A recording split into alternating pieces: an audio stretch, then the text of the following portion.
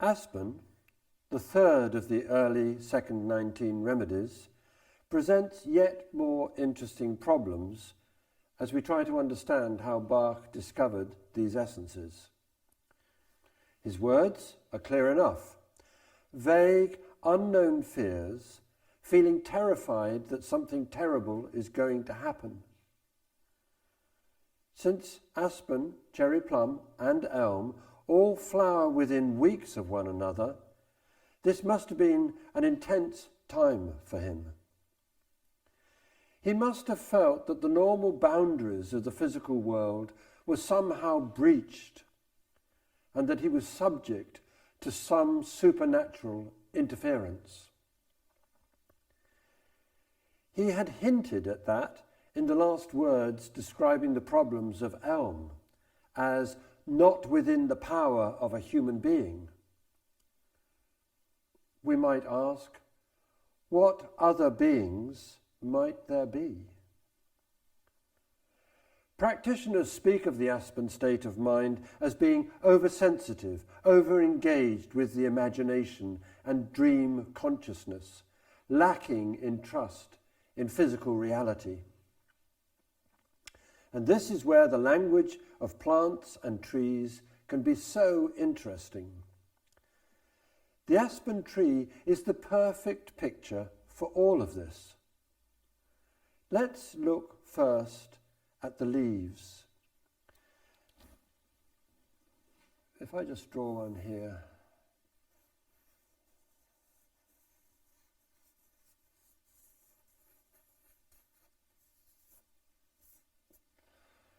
These are more or less circular, with indentations on the edges.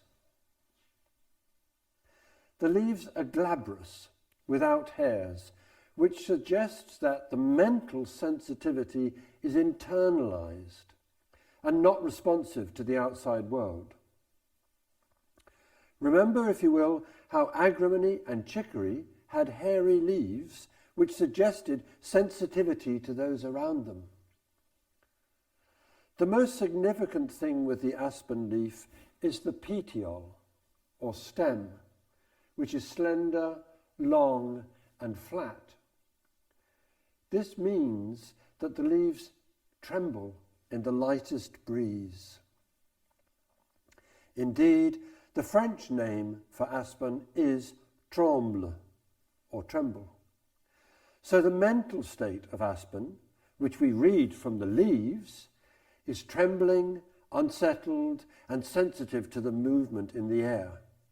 So it responds to ideas and thoughts in a way that other trees do not.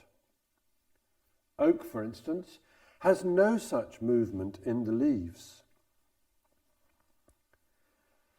The aspen state is hypersensitive to atmosphere and to unseen or hidden energies. If there are ghosts, then someone in an aspen state will sense them, hear them, or even see them. The aspen flowers are dangling catkins.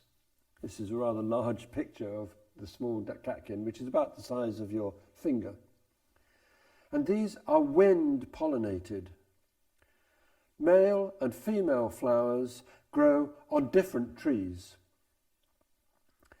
They are silvery grey, and once pollinated, they fluff up with a mass of small hairs, each of which is attached to a seed. But, again, they rarely propagate by means of seeds, which suggest disengagement with the future and practical reality. Instead, the aspen tree, once established, throws out suckers and builds up a clump of trees, all of which are connected through the roots. As before, this suggests that the best way forward for someone in the aspen state is to engage in the normal physical world. When we see an aspen clustered in this way, we might think that there are 50 or 100 different trees, but in reality, there's just one, from which we might conclude that there is but one unified world and one unified existence. One way to engage with the patterning of a tree is to spend time and try to sense its unique qualities. Stand with your back to an aspen tree and you will feel the tension and subtle vibration in the trunk. It is as if it is taut, like a string, resonating with the energy between the earth and the sky. It feels exciting, but somewhat scary. The bark of the aspen is silvery grey, and it breaks up into checkered patterns as if punctured.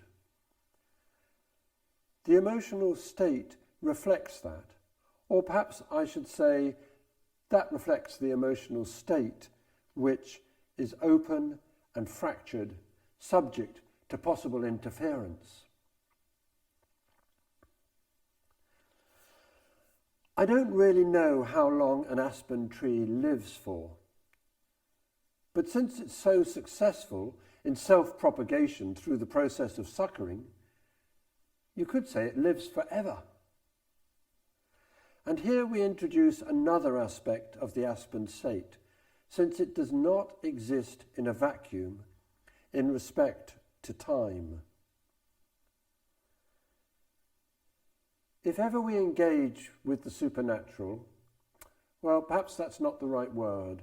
Perhaps we should say engage with the invisible world, then it's likely to be in an historical context. Ghosts are rarely from the future. But then there is the element of premonition, which is also aspen.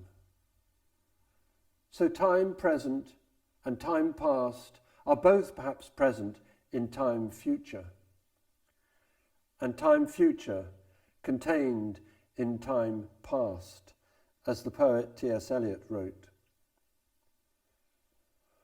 One last comment from Bach. Sufferers are often afraid to tell their troubles to others. This is not a tree that shares space with other species. They are not repelled by aspen, but aspen is an isolate. It lives alone in a community of itself.